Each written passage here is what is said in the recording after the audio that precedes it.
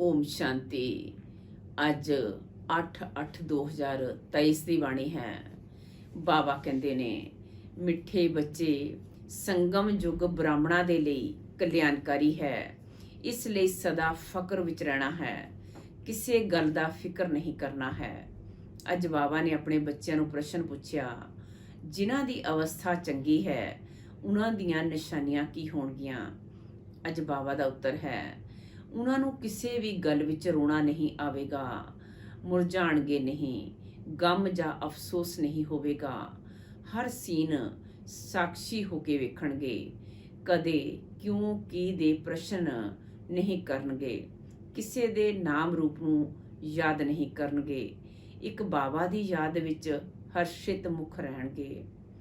ਮਾਤੇਸ਼ਵਰੀ ਦੇ ਸਰੀਰ ਤਿਆਗ ਕਰਨ ਤੇ 25/6/1965 ਨੂੰ ਇਹ ਮਹਾਵਾਕ ਬਾਪ ਦਾਦਾ ਨੇ ਸੁਣਾਈ ਹੈ। ਕਿਰਪਾ ਕਰਕੇ ਇਸ ਨੂੰ ਧਿਆਨ ਨਾਲ ਪੜ੍ਹੇ। ਗੀਤ ਹੈ, ਮਾਤਾ ਓ ਮਾਤਾ ਤੂੰ ਹੈ ਜਗ ਕੀ ਭਾਗਯ ਵਿਦਾਤਾ। ਓਮ ਸ਼ਾਂਤੀ। ਮਿੱਠੇ ਬੱਚਿਆਂ ਨੂੰ ਫਰਮਾਨ ਹੈ ਕਿ ਬੇਹੱਦ ਦੇ ਬਾਪ ਨੂੰ ਯਾਦ ਕਰਦੇ ਰਹੋ। ਜੋ ਵੀ ਨਾਮ ਰੂਪ ਵਾਲੇ ਬੱਚੇ ਬਾਪ ਦੀ ਸਰਵਿਸ ਵਿੱਚ ਹੈ, ਉਹਨਾਂ ਤੋਂ ਇਹ ਗਿਆਨ ਅਤੇ ਯੋਗ ਸੁਣਨਾ ਹੈ। ਉਹ ਵੀ ਇਹੀ ਸੁਣਾਣਗੇ ਕਿ ਬਾਪ ਨੂੰ ਯਾਦ ਕਰੋ, ਕਿਉਂਕਿ ਵਰਸਾ ਉਹਨਾਂ ਤੋਂ ਮਿਲਦਾ ਹੈ। ਮੰਮਾ ਵੀ ਤਾਂ ਉਹੀ ਸੁਣਾਉਂਦੀ ਹੈ, ਬੱਚੇ ਵੀ ਉਹੀ ਸੁਣਾਉਂਦੇ ਹੈ ਕਿ ਸ਼ਿਵ ਬਾਬਾ ਨੂੰ ਯਾਦ ਕਰੋ। ਤੁਸੀਂ ਬੱਚੇ ਇੱਥੇ ਸ਼ਿਵ ਬਾਬਾ ਦੀ ਯਾਦ ਵਿੱਚ ਬੈਠੇ ਹੋ, ਤੁਹਾਨੂੰ ਕੋਈ ਫਿਕਰ ਨਹੀਂ ਕਰਨੀ ਹੈ, ਕਿਉਂਕਿ ਤੁਸੀਂ ਬੇਹੱਦ ਦੇ ਬਾਪ ਤੋਂ ਇਹ ਵਰਸਾ ਲੈ ਰਹੇ ਹੋ। ਇਹਨਾਂ ਵਿੱਚੋਂ ਕੋਈ ਵੀ ਸਰੀਰ ਛੱਡ ਕੇ ਜਾਂਦਾ ਹੈ ਤਾਂ ਅਸੀਂ ਕਹਾਂਗੇ ਕਿ ਇਹ ਵੀ ਭਾਬੀ ਹੈ। ਕਲਪ ਪਹਿਲੇ ਵੀ ਇਹੀ ਹੋਇਆ ਸੀ, ਕਿਉਂਕਿ ਡਰਾਮੇ ਦੇ ਉੱਪਰ ਵੀ ਤਾਂ ਚੱਲਣਾ ਪਏ ਨਾ, ਜਿਸ ਨਾਲ ਕੋਈ ਫਿਕਰ ਨਹੀਂ ਰਹੇ। ਅੱਜ ਮੰਮਾ ਗਈ, ਕੱਲ ਹੋਰ ਵੀ ਕਈ ਚਲੇ ਜਾਣਗੇ, ਫਿਰ ਵੀ ਬਾਪ ਨੂੰ ਮੁਰਲੀ ਸੁਣਾਣੀ ਜ਼ਰੂਰ ਹੈ। ਬਾਬਾ ਤੁਸੀਂ ਬੱਚਿਆਂ ਨੂੰ ਨਵੀਆਂ ਪੁਆਇੰਟਸ ਸੁਣਾਉਂਦੇ, ਉਹਨਾਂ ਦਾ ਅਰਥ ਸਮਝਾਉਂਦੇ ਰਹਿੰਦੇ ਹੈ ਅਤੇ ਇਹ ਵੀ ਸਭ ਨੂੰ ਕਹਿੰਦੇ ਹੈ ਕਿ ਬੱਚੇ ਬਾਪ ਨੂੰ ਯਾਦ ਕਰੋ, ਕੋਈ ਵੀ ਨਾਮ ਰੂਪ ਵਿੱਚ ਫਸੋ ਨਹੀਂ। ਇਹ ਤਾਂ ਸਭ ਬੱਚਿਆਂ ਦੇ ਲਈ ਗਿਆਨ ਹੈ। ਅੱਗੇ ਚੱਲ ਕਰਕੇ ਹੋਰ ਵੀ ਬਹੁਤ ਕੁਝ ਵੰਡਰਫੁਲ ਗੱਲਾਂ ਵੇਖਣ ਦੀਆਂ ਹੈ। ਇਸ ਵਕਤ ਤਾਂ ਹੈ ਹੀ ਦੁੱਖ ਦੀਆਂ ਗੱਲਾਂ, ਪਰੰਤੂ ਉਸ ਦੁੱਖ ਦਾ ਸਾਨੂੰ ਕੋਈ ਫਿਕਰ ਨਹੀਂ ਹੈ। ਵੇਖੋ, ਇਹ ਬਾਬਾ ਸਾਕਾਰ ਤਾਂ ਕੋਈ ਫਿਕਰ ਵਿੱਚ ਨਹੀਂ ਹੈ, ਕਿਉਂਕਿ ਜਾਣਦੇ ਹੈ ਕਿ ਸਾਨੂੰ ਤਾਂ ਬਾਬਾ ਨੂੰ ਹੀ ਯਾਦ ਕਰਨਾ ਹੈ, ਸਾਨੂੰ ਬਾਬਾ ਤੋਂ ਵਰਸਾ ਲੈਣਾ ਹੈ। ਬਾਬਾ ਨੇ ਸਮਝਾਇਆ ਹੈ ਕਿ ਕ੍ਰਿਸਚਨ ਤੋਂ ਕੋਈ ਵਰਸਾ ਨਹੀਂ ਮਿਲਦਾ, ਕ੍ਰਿਸਚਨ ਨੂੰ ਕ੍ਰੀਏਟਰ ਤੋਂ ਵਰਸਾ ਮਿਲਣਾ ਹੈ। ਇਸ ਲਈ ਜੋ ਵੀ ਕ੍ਰਿਸ਼ਨ ਬੱਚੇ ਅਤੇ ਬੱਚੀਆਂ ਹੈ, ਉਹਨਾਂ ਨੂੰ ਇੱਕ ਕ੍ਰੀਏਟਰ ਨੂੰ ਯਾਦ ਕਰਨਾ ਹੈ। ਭਾਵੇਂ ਕੁਝ ਵੀ ਹੋ ਜਾਵੇ, ਸਮਝੋ ਕੋਈ ਵੀ ਅਜਿਹਾ ਵਿਘਨ ਪੈਂਦਾ ਹੈ ਤਾਂ ਉਸ ਵਿੱਚ ਸੰਸ਼ਾ ਦੀ ਤੇ ਕੋਈ ਗੱਲ ਹੀ ਨਹੀਂ ਹੈ, ਕਿਉਂਕਿ ਇੱਕ ਸ਼ਿਵ ਬਾਬਾ ਨੂੰ ਹੀ ਯਾਦ ਕਰਨਾ ਹੈ। ਇਸ ਵਿੱਚ ਵੀ ਬੱਚਿਆਂ ਦਾ ਕਲਿਆਣ ਹੈ। ਜੇਕਰ ਕੋਈ ਚੰਗੀ ਸਰਵਿਸ ਕਰਦੇ ਚੱਲਿਆ ਜਾਂਦਾ ਹੈ ਤਾਂ ਸਮਝਣਾ ਚਾਹੀਦਾ ਹੈ ਕਿ ਜੋ ਵੀ ਕੋਈ ਜਾਂਦਾ ਹੈ ਉਸ ਨੂੰ ਜਾ ਕੇ ਹੋਰ ਕਿਧਰੇ ਪਾਟ ਵਜਾਉਣਾ ਹੈ। ਕਿਸੇ ਨਾ ਕਿਸੇ ਕਲਿਆਣ ਦੇ ਕਾਰਨ ਇਹ ਸਭ ਕੁਝ ਹੁੰਦਾ ਹੈ, ਕਿਉਂਕਿ ਬਾਪ ਕਲਿਆਣਕਾਰੀ ਹੈ ਅਤੇ ਇਹ ਸੰਗਮ ਯੁੱਗ ਬ੍ਰਾਹਮਣਾਂ ਦਾ ਹੈ ਹੀ ਕਲਿਆਣਕਾਰੀ। ਹਰ ਇੱਕ ਗੱਲ ਵਿੱਚ ਕਲਿਆਣ ਸਮਝ ਫਕਰ ਵਿੱਚ ਹੀ ਰਹਿਣਾ ਹੈ, ਕਿਉਂਕਿ ਅਸੀਂ ਈਸ਼ਵਰੀ ਸੰਤਾਨ ਹਾਂ, ਈਸ਼ਵਰ ਤੋਂ ਵਰਸਾ ਲੈਂਦੇ ਹਾਂ। ਵਰਨਾ ਲੈਂਦੇ ਕੋਈ ਚਲੇ ਜਾਂਦੇ ਹੈ ਤਾਂ ਜ਼ਰੂਰ ਕੋਈ ਹੋਰ ਪਾਠ ਹੋਵੇਗਾ। ਇਸ ਤੋਂ ਹੀ ਜ਼ਿਆਦਾ ਕੋਈ ਕੰਮ ਕਰਨਾ ਹੈ, ਉਹ ਸੁਭਾਗਯ ਜੋ ਸਾਡਾ ਹੀ ਪਾਠ ਹੈ। ਕਲਪ ਪਹਿਲੇ ਮੁਆਫਿਕ ਬਾਪ ਦੇ ਮਦਦਗਾਰ ਬਣਨ ਦਾ, ਮਦਦਗਾਰ ਬੰਦੇ ਕੋਈ ਜਨਰਲ ਵੀ ਮਰ ਪੈਂਦੇ ਹੈ। ਅਸੀਂ ਸਮਝਦੇ ਹਾਂ ਡਰਾਮਾ ਅਨੁਸਾਰ ਹੀ ਇਹ ਸਭ ਕੁਝ ਹੁੰਦਾ ਹੈ। ਕੋਈ ਗਿਆ ਤਾਂ ਕੀ ਹੋਇਆ, ਸਾਨੂੰ ਉਹਨਾਂ ਦੇ ਲਈ ਕੁਝ ਕਰਨਾ ਨਹੀਂ ਹੈ। ਸਾਡੇ ਤੇ ਸਭ ਕੁਝ ਗੁਪਤ ਹੈ। ਅਸਲ ਵਿੱਚ ਅਵਸਥਾ ਉਹਨਾਂ ਦੀ ਚੰਗੀ ਹੈ ਜਿਨ੍ਹਾਂ ਨੂੰ ਕਦੇ ਅਥਰੂ ਨਾ ਆਉਣ, ਕਦੇ ਇਵੇਂ ਨਾ ਸਮਝਣ ਕਿ ਮੰਮਾ ਦਾ ਸਰੀਰ ਛੁੱਟ ਗਿਆ, ਹੁਣ ਕੀ ਹੋਵੇਗਾ। ਅਥਰੂ ਆਇਆ ਤਾਂ ਨਾ ਪਾਸ ਹੋ ਜਾਣਗੇ, ਕਿਉਂਕਿ ਬਾਪ ਬੈਠਾ ਹੈ ਨਾ, ਜੋ ਸਾਨੂੰ ਸਭ ਨੂੰ ਵਰਸਾ ਦੇ ਰਹੇ ਹੈ, ਉਹ ਤਾਂ ਅਮਰ ਹੀ ਹੈ। ਉਸ ਦੇ ਲਈ ਕਦੇ ਕੋਈ ਅਥਰੂ ਆਉਣ ਦੀ ਲੋੜ ਵੀ ਨਹੀਂ ਹੈ।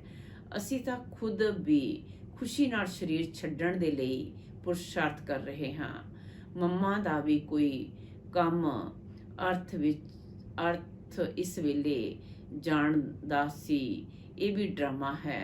ਕੋਈ ਵੀ ਆਪਣੀ ਅਵਸਥਾ ਅਨੁਸਾਰ ਸਰੀਰ ਛੱਡੇ ਤਾਂ ਉਸ ਦਾ ਕਲਿਆਣ ਹੈ। ਬਹੁਤ ਚੰਗੇ ਘਰ ਵਿੱਚ ਜਨਮ ਲੈ ਕੇ ਉੱਥੇ ਵੀ ਕੁਝ ਆਪਣੀ ਖੁਸ਼ੀ ਦੇਣਗੇ।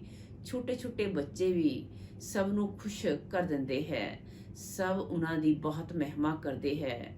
ਤਾਂ ਬੱਚਿਆਂ ਦਾ ਡਰਾਮੇ ਦੇ ਉੱਪਰ ਅਤੇ ਬਾਪ ਦੇ ਉੱਪਰ ਮਾਦਾਰ ਹੈ। ਜੋ ਕੁਝ ਵੀ ਹੁੰਦਾ ਹੈ ਸੈਕਿੰਡ ਬਾਏ ਸੈਕਿੰਡ, ਉਹ ਡਰਾਮਾ ਦੀ ਨੂੰਦ ਹੈ। ਅਜਿਹਾ ਸਮਝ ਕੇ ਖੁਸ਼ੀ ਵਿੱਚ ਸਦਾ ਹਰਸ਼ਿਤ ਰਹਿਣਾ ਚਾਹੀਦਾ ਹੈ। ਕੋਈ ਵੀ ਨਾਮ ਰੂਪ ਵਿੱਚ ਅਸੀਂ ਲੋਕਾਂ ਨੂੰ ਫਸਣਾ ਨਹੀਂ ਹੈ। ਪਤਾ ਹੈ ਇਹ ਸਰੀਰ ਹੈ, ਇਸ ਨੂੰ ਤਾਂ ਜਾਣਾ ਹੀ ਹੈ।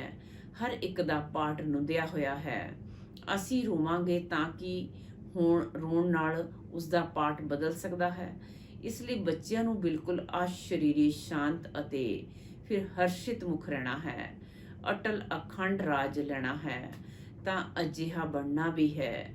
ਕੋਈ ਵੀ ਇਤਫਾਕ ਹੋ ਜਾਵੇ ਤਾਂ ਕਹਾਂਗੇ ਭਾਬੀ ਹੈ ਡਰਾਮੇ ਦੀ।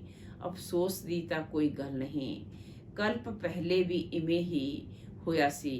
ਇਤਫਾਕ ਤਾਂ ਹੋਣੇ ਹੀ ਹੈ। ਚਲਦੇ ਚਲਦੇ ਅਰਥ ਕਵੇਕ ਹੋ ਜਾਂਦੇ ਹੈ। ਇਵੇਂ ਨਹੀਂ ਹੈ ਕਿ ਤੁਹਾਡੇ ਵਿੱਚੋਂ ਵੀ ਕੋਈ ਨਹੀਂ ਮਰਨੇ ਹੈ। ਨਹੀਂ, ਕੋਈ ਵੀ ਮਰ ਸਕਦਾ ਹੈ, ਕੋਈ ਵੀ ਇਤਫਾਕ ਹੋ ਸਕਦਾ ਹੈ। ਇਸ ਲਈ ਬਾਬਾ ਸਮਝਾਉਂਦੇ ਹੈ, ਬੱਚੇ ਸਦਾ ਬਾਪ ਦੀ ਯਾਦ ਵਿੱਚ, ਫਕਰ ਵਿੱਚ ਰਹੋ। ਇਸ ਵਿੱਚ ਜੋ ਪਾਠ ਜਿਸ ਨੂੰ ਮਿਲਿਆ ਹੋਇਆ ਹੈ ਉਹ ਵਜਾਉਂਦੇ ਹੈ। ਉਸ ਵਿੱਚ ਸਾਨੂੰ ਕੀ ਕਰਨਾ ਹੈ? ਸਾਡਾ ਗਿਆਨ ਹੀ ਅਜਿਹਾ ਹੈ। ਅੰਮਾ ਮਰੇ ਤਾਂ ਵੀ ਹਲਵਾ ਖਾਣਾ, ਯਾਨੀ ਗਿਆਨ ਰਤਨ ਦੇਣਾ। ਸਮਝੋ ਬਾਬਾ ਕਹਿੰਦੇ ਹੈ ਇਹ ਵੀ ਚਲਾ ਜਾਵੇ ਤਾਂ ਬੱਚਿਆਂ ਨੂੰ ਫਿਰ ਵੀ ਨੌਲੇਜ ਤਾਂ ਮਿਲੀ ਹੋਈ ਹੈ ਕਿ ਸਾਨੂੰ ਸ਼ਿਵ ਬਾਬਾ ਤੋਂ ਵਰਸਾ ਲੈਣਾ ਹੈ। ਇਹਨਾਂ ਤੋਂ ਤਾਂ ਕੁਝ ਲੈਣਾ ਨਹੀਂ ਹੈ। ਬਾਪ ਕਹਿੰਦੇ ਹੈ ਇਹ ਸਭ ਬੱਚੇ ਹੈ, ਮੇਰੇ ਤੋਂ ਵਰਸਾ ਲੈ ਕੇ ਦੂਜਿਆਂ ਨੂੰ ਰਸਤਾ ਦੱਸਦੇ ਹੈ। ਤੁਸੀਂ ਬੱਚਿਆਂ ਨੂੰ ਅੰਨ੍ਹਿਆਂ ਦੀ ਲਾਠੀ ਬਣਨਾ ਹੈ। ਬਾਪ ਦਾ ਪਰਿਚੈ ਦੇਣਾ ਹੈ। ਹਰ ਇੱਕ ਦੇ ਉੱਪਰ ਮਿਹਰ ਕਰਨਾ ਹੈ। ਤੁਹਾਡਾ ਇਹੀ ਪੁਰਸ਼ਾਰਥ ਹੈ ਕਿ ਇਹ ਵਿਚਾਰੇ ਦੁਖੀ ਹੈ, ਇਹਨਾਂ ਨੂੰ ਸੁੱਖ ਦਾ ਰਾਸਤਾ ਦੱਸਾਂਗੇ। ਇਸ ਦੁਨੀਆ ਵਿੱਚ ਸਿਵਾਏ ਇੱਕ ਬਾਪ ਦੇ ਹੋਰ ਕੋਈ ਵੀ ਸੁੱਖ ਦਾ ਰਾਸਤਾ ਦੱਸਣ ਵਾਲਾ ਹੈ ਹੀ ਨਹੀਂ। ਲਿਬਰੇਟਰ, ਦੁੱਖ ਹਰਤਾ, ਸੁੱਖ ਕਰਤਾ ਇੱਕ ਹੀ ਹੈ, ਉਸ ਨੂੰ ਹੀ ਯਾਦ ਕਰਨਾ ਹੈ। ਇੱਥੇ ਦੁੱਖ ਦੀ ਕੋਈ ਗੱਲ ਹੀ ਨਹੀਂ ਹੋਣੀ ਚਾਹੀਦੀ। ਕੁਝ ਵੀ ਹੋ ਜਾਵੇ, ਭਾਵੇਂ ਅਸੀਂ ਜਾਣਦੇ ਹਾਂ ਤੁਹਾਡੀ ਮੰਮਾ ਸਰਵਿਸੇਬਲ ਸਭ ਤੋਂ ਨੰਬਰ 1 ਗਾਈ ਜਾਂਦੀ ਹੈ। ਉਹਨਾਂ ਦੇ ਹੱਥ ਵਿੱਚ ਸਿਤਾਰ ਦਿਖਾਉਂਦੇ ਹੈ।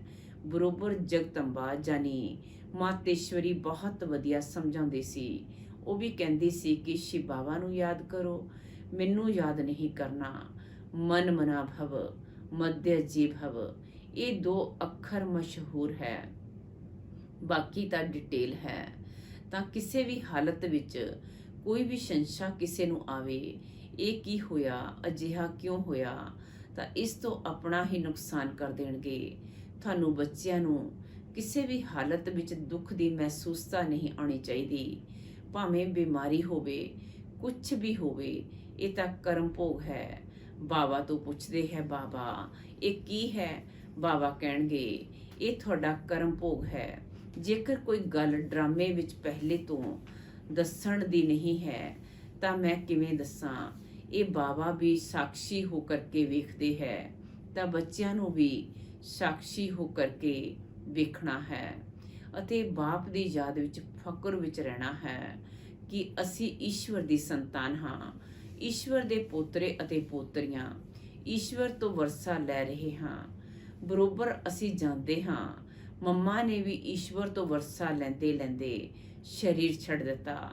ਸਾਨੂੰ ਹਰ ਇੱਕ ਨੂੰ ਤਾਂ ਬਸ ਬਾਪ ਅਤੇ ਵਰਸੇ ਨੂੰ ਯਾਦ ਕਰਨਾ ਹੈ। ਸਾਰਾ ਮਦਾਰ ਪੁਰਸ਼ਾਰਥ ਤੇ ਹੈ। ਇਹ ਬੱਚੇ ਵੀ ਮਹਿਸੂਸ ਕਰ ਸਕਦੇ ਹੈ, ਜਿੰਨਾ ਅਸੀਂ ਪੜਾਂਗੇ ਉਤਨੀ ਉੱਚ ਪਦਵੀ ਪਾਵਾਂਗੇ, ਉੱਚ ਪ੍ਰਿੰਸ ਬਣਾਂਗੇ। ਸੂਰਜਵੰਸ਼ੀ ਵੀ ਪ੍ਰਿੰਸ ਅਤੇ ਚੰਦਰਵੰਸ਼ੀ ਵੀ ਪ੍ਰਿੰਸ ਐਂਡ ਪ੍ਰਿੰਸੈਸ ਹੈ। ਤਾਂ ਬੱਚਿਆਂ ਨੂੰ ਪੜ੍ਹਨਾ ਹੀ ਹੈ। ਕੁਝ ਵੀ ਹੋ ਜਾਵੇ ਕਹਿਣਾ ਜ਼ਰੂਰ ਹੈ। ਇਵੇਂ ਥੋੜੇ ਹੀ ਹੈ ਕਿਸੇ ਦਾ ਮਾਂ-ਬਾਪ ਮਰਦਾ ਹੈ ਤਾਂ ਬੱਚਾ ਪੜ੍ਹਾਈ ਛੱਡ ਦੇਵੇਗਾ, ਨਹੀਂ ਤਾਂ ਤੁਹਾਨੂੰ ਵੀ ਪੜ੍ਹਾਈ ਰੋਜ਼ ਪੜ੍ਹਨੀ ਹੈ। ਤੁਹਾਨੂੰ ਇੱਕ ਦਿਨ ਵੀ ਪੜ੍ਹਾਈ ਨਹੀਂ ਛੱਡਣੀ ਹੈ। ਸਰਵਿਸ ਵੀ ਹਰ ਹਾਲਤ ਵਿੱਚ ਜ਼ਰੂਰ ਕਰਨੀ ਹੈ। ਹਰ ਵਕਤ ਬੁੱਧੀ ਵਿੱਚ ਉਹੀ ਇੱਕ ਬਾਬਾ ਯਾਦ ਰਹੇ, ਤੁਹਾਨੂੰ ਉਹੀ ਪੜ੍ਹਾ ਰਹੇ ਹੈ ਅਤੇ ਉਹਨਾਂ ਤੋਂ ਹੀ ਵਰਸਾ ਲੈਣਾ ਹੈ। ਉਸਨੇ ਹੀ ਸਾਡੀ ਬੁੱਧੀ ਦਾ ਤਾਲਾ ਖੋਲ੍ਹਿਆ ਹੈ। ਸਾਰੇ ਬ੍ਰਹਮੰਡ, ਸੂਖਸ਼ਮ ਵਤਨ ਅਤੇ ਫਿਰ ਸ੍ਰਿਸ਼ਟੀ ਦੇ ਆਦਿ ਮੱਧ ਅੰਤ ਦਾ ਗਿਆਨ ਸਾਡੀ ਬੁੱਧੀ ਵਿੱਚ ਹੈ। ਇਸੇ ਗਿਆਨ ਨਾਲ ਅਸੀਂ ਚੱਕਰਵਰਤੀ ਰਾਜਾ ਬਣਦੇ ਹਾਂ। ਬਸ ਉਸ ਨਸ਼ੇ ਵਿੱਚ, ਮੌਜ ਵਿੱਚ ਰਹਿ ਸਭ ਨੂੰ ਸੁਣਾਉਣਾ ਵੀ ਇਵੇਂ ਹੀ ਹੈ, ਕਿਉਂਕਿ ਤੁਸੀਂ ਬੱਚੇ ਜੋ ਪੱਕੇ ਬ੍ਰਾਹਮਣ ਬਣੇ ਹੋ, ਤੁਹਾਨੂੰ ਕੋਈ ਫਿਕਰ ਨਹੀਂ ਹੈ। ਇਸ ਵਿੱਚ ਕੋਈ ਮੁਰਝਾਉਣ ਦੀ, ਫਿਕਰ ਕਰਨ ਦੀ ਗੱਲ ਹੀ ਨਹੀਂ ਹੈ। ਅਜਿਹੀ ਚੰਗੀ ਅਵਸਥਾ ਚਾਹੀਦੀ ਹੈ। ਤੁਸੀਂ ਸਮਝਦੇ ਹੋ ਕਿ ਅੰਤ ਵਿੱਚ ਵਿਜੇ ਸਾਡੀ ਹੋਣੀ ਹੀ ਹੈ। ਢੇਰ ਦੇ ਢੇਰ ਆਪਣਾ ਵਰਸਾ ਲੈਣ ਦੇ ਲਈ ਆਉਣਗੇ। ਕੁਝ ਵੀ ਹੋਵੇ, ਤੁਹਾਡੀ ਸਰਵਿਸ ਦੀ ਬ੍ਰਿਧੀ ਹੁੰਦੀ ਹੀ ਰਹੇਗੀ। ਸਿਰਫ ਤੁਹਾਡੀ ਐਕਟੀਵਿਟੀ ਦੇਵੀ ਚਾਹੀਦੀ ਹੈ। ਉਸ ਵਿੱਚ ਕੋਈ ਵੀ ਆਸੁਰੀ ਗੁਣ ਨਹੀਂ ਚਾਹੀਦਾ। ਕਿਸੇ ਨਾਲ ਲੜਨਾ ਝਗੜਨਾ, ਕਿਸੇ ਨਾਲ ਕੜਵਾ ਬੋਲਣਾ ਜਾਂ ਅੰਦਰ ਵਿੱਚ ਕੁਝ ਲਾਲਚ, ਲੋਭ, ਕ੍ਰੋਧ ਆਦਿ ਜੇਕਰ ਹੋਵੇਗਾ ਤਾਂ ਬਹੁਤ ਕੜੀ ਸਜ਼ਾ ਖਾਣੀ ਪਵੇਗੀ। ਇਸ ਲਈ ਕੋਈ ਨੂੰ ਵੀ ਦੁੱਖ ਨਹੀਂ ਦੇਣਾ ਹੈ। ਸਭ ਨੂੰ ਸੁੱਖ ਦਾ ਰਾਸਤਾ ਦੱਸਣਾ ਹੈ। ਕੋਈ ਛੋਟੇ ਬੱਚੇ ਹੈ, ਚੰਚਲਤਾ ਕਰਦੇ ਹੈ ਤਾਂ ਵੀ ਚਮਾਟ ਨਹੀਂ ਮਾਰਨੀ ਹੈ। ਉਹਨਾਂ ਨੂੰ ਵੀ ਪਿਆਰ ਨਾਲ ਸਮਝਾਉਣਾ ਹੈ। ਘਰ ਵਿੱਚ ਵੀ ਬਹੁਤ ਯੁਕਤੀ ਨਾਲ ਚੱਲਣਾ ਹੈ। ਕਈ ਹੈ ਜੋ ਇੱਥੇ ਚੰਗੀ ਤਰ੍ਹਾਂ ਨਾਲ ਸਮਝਦੇ ਹੈ, ਘਰ ਵਿੱਚ ਜਾਂਦੇ ਹੈ ਤਾਂ ਮਾਇਆ ਉਹਨਾਂ ਨੂੰ ਹੈਰਾਨ ਕਰਦੀ ਹੈ। ਇਹ ਵੀ ਬਾਪ ਸਮਝਾਉਂਦੇ ਹੈ ਕਿ ਬੱਚੇ ਤੂਫਾਨ ਜ਼ੋਰ ਨਾਲ ਆਉਂਦੇ ਰਹਿਣਗੇ।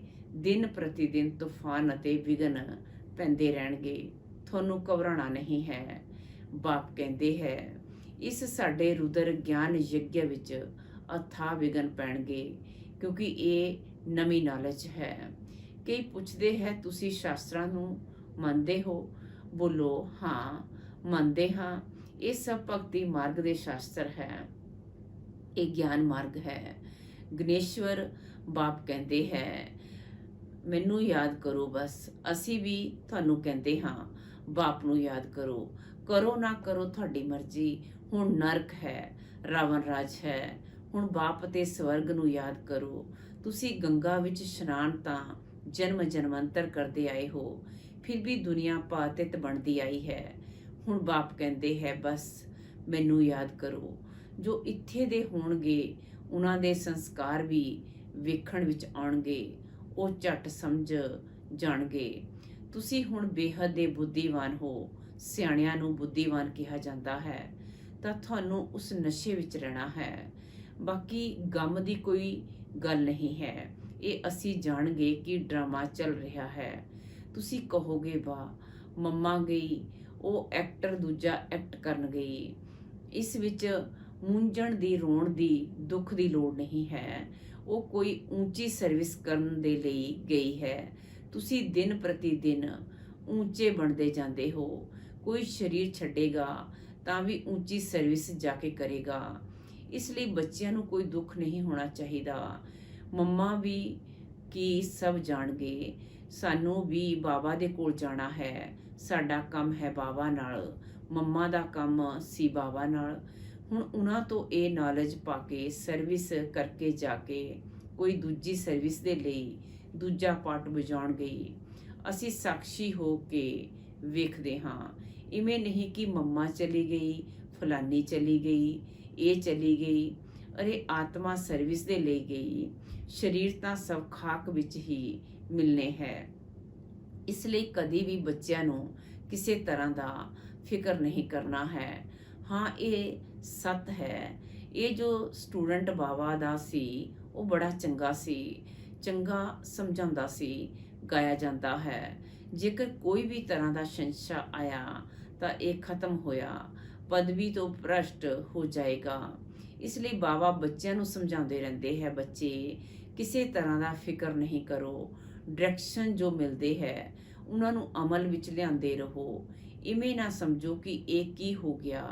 ਫਿਕਰ ਉਹਨਾਂ ਨੂੰ ਹੋਵੇਗਾ ਜੋ ਬਾਪ ਨੂੰ ਅਤੇ ਨੌਲੇਜ ਨੂੰ ਭੁੱਲਣਗੇ। ਤੁਸੀਂ ਬੱਚੇ ਹੁਣ ਮਾਸਟਰ ਨੌਲੇਜਫੁਲ ਹੋ, ਜਿਸ ਦਾ ਜੋ ਪਾਠ ਹੈ ਉਸ ਵਿੱਚ ਅਸੀਂ ਕਰ ਹੀ ਕੀ ਸਕਦੇ ਹਾਂ। ਅੱਛਾ, ਰਾਤ ਨੂੰ ਤੇ ਸਾਰੇ ਯਾਦ ਵਿੱਚ ਬੈਠੇ, ਚੰਗੀ ਕਮਾਈ ਹੋ ਗਈ। ਬਾਵਾ ਇੱਥੇ ਆ ਕੇ ਬੱਚਿਆਂ ਨੂੰ ਵੇਖਦੇ ਹੈ, ਖੁਸ਼ ਹੁੰਦੇ ਹੈ। ਇਹ ਬਗੀਚਾ ਬਣ ਰਿਹਾ ਹੈ, ਹੁਣ ਬ੍ਰਾਹਮਣ ਹੈ, ਇਸ ਤੋਂ ਪਿੱਛੋਂ ਦੇਵੀ ਦੇਵਤਾ ਦਾ ਬਗੀਚਾ ਬਣਨਾ ਹੈ। ਹਲੇ ਇੱਥੇ ਸਭ ਪੁਰਸ਼ਾਰਥੀ ਹੈ, ਕੋਸ਼ਿਸ਼ ਕਰ ਰਹੇ ਹੈ ਚੰਗਾ ਫੁੱਲ ਬਣਨ ਦੀ, ਕੰਡਿਆਂ ਨੂੰ ਫੁੱਲ ਬਣਾਉਣ ਦਾ ਸ਼ੌਕ ਕਰਨਗੇ।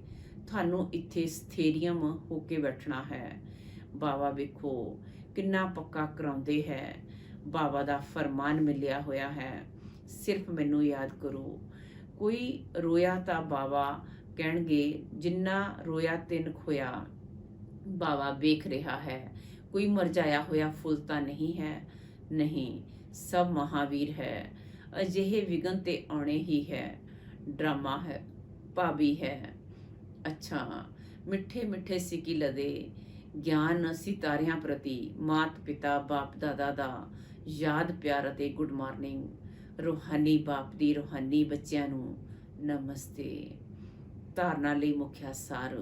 ਨੰਬਰ 1 ਪਰ ਆਪਣੇ ਦੈਵਿਕ ਐਕਟੀਵਿਟੀ ਬਣਾਉਣੀ ਹੈ।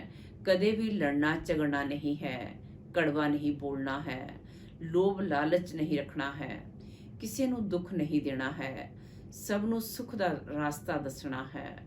ਨੰਬਰ 2 ਕਿਸੇ ਵੀ ਵਿਗਨ ਵਿੱਚ ਸ਼ੰਸ਼ਾ ਨਹੀਂ ਉਠਾਉਣਾ ਹੈ।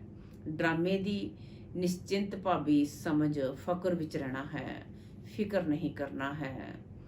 ਵਰਦਾਨ ਹੈ ਅੱਜ ਦਾ, ਸੱਚੀ ਦਿਲ ਤੋਂ ਬਾਪ ਨੂੰ ਰਾਜੀ ਕਰਨ ਅਤੇ ਸਦਾ ਰਾਜੀ ਰਹਿਣ ਵਾਲੇ ਰਾਜਯੁਕਤ ਭਵ। ਸੱਚੀ ਦਿਲ ਤੋਂ ਬਾਪ ਨੂੰ ਰਾਜੀ ਕਰਨ ਅਤੇ ਸਦਾ ਰਾਜੀ ਰਹਿਣ ਵਾਲੇ ਰਾਜਯੁਕਤ ਭਵ। ਅੱਜ ਬਾਬਾ ਆਖਦੇ ਨੇ, ਜੋ ਬੱਚੇ ਸੱਚੀ ਦਿਲ ਨਾਲ ਬਾਪ ਨੂੰ ਰਾਜੀ ਕਰਦੇ ਹੈ, ਬਾਪ ਦਾਦਾ ਉਹਨਾਂ ਨੂੰ ਖੁਦ ਦੇ ਸੰਸਕਾਰਾਂ ਨਾਲ ਸੰਗਠਨ ਤੋਂ ਸਦਾ ਰਾਜੀ ਮਤਲਬ ਰਾਜਯੁਕਤ ਰਹਿਣ ਦਾ ਵਰਦਾਨ ਦਿੰਦੇ ਹੈ। ਖੁਦ ਦੇ ਜਾਂ ਇੱਕ ਦੂਜੇ ਦੇ ਸੰਸਕਾਰਾਂ ਦੇ ਰਾਜ ਨੂੰ ਜਾਣਨਾ, ਪਰਿਸਥਿਤੀਆਂ ਨੂੰ ਜਾਣਨਾ, ਇਹੀ ਰਾਜਯੁਕਤ ਸਥਿਤੀ ਹੈ। ਸੱਚੇ ਦਿਲ ਨਾਲ ਬਾਪ ਨੂੰ ਆਪਣਾ ਪੋਤਾ ਮੁੱਲ ਦੇਣਾ ਜਾਂ ਸਨੇਹ ਦੀ ਰੂਹ ਰਿਹਾਨ ਕਰਨ ਨਾਲ ਸਦਾ ਨੇੜੇ ਦਾ ਅਨੁਭਵ ਹੁੰਦਾ ਹੈ ਅਤੇ ਪਿਛਲਾ ਖਾਤਾ ਖਤਮ ਹੋ ਜਾਂਦਾ ਹੈ। ਸਲੋਗਨ ਅੱਜ ਦਾ, ਸੱਚੀ ਦਿਲ ਨਾਲ ਦਾਤਾ ਵਿਦਾਤਾ ਵਰਦਾਤਾ ਨੂੰ ਰਾਜੀ ਕਰਨ ਵਾਲੇ ਹੀ ਰੂਹਾਨੀ ਮੌਜ ਵਿੱਚ ਰਹਿੰਦੇ ਹੈ। ਸੱਚੀ ਦਿਲ ਨਾਲ ਦਾਤਾ ਵਿਦਾਤਾ ਵਰਦਾਤਾ ਨੂੰ ਰਾਜੀ ਕਰਨ ਵਾਲੇ ਹੀ ਰੂਹਾਨੀ ਮੌਜ ਵਿੱਚ ਰਹਿੰਦੇ ਹੈ। ਚੰਗਾ, ਓਮ ਸ਼ਾਂਤੀ।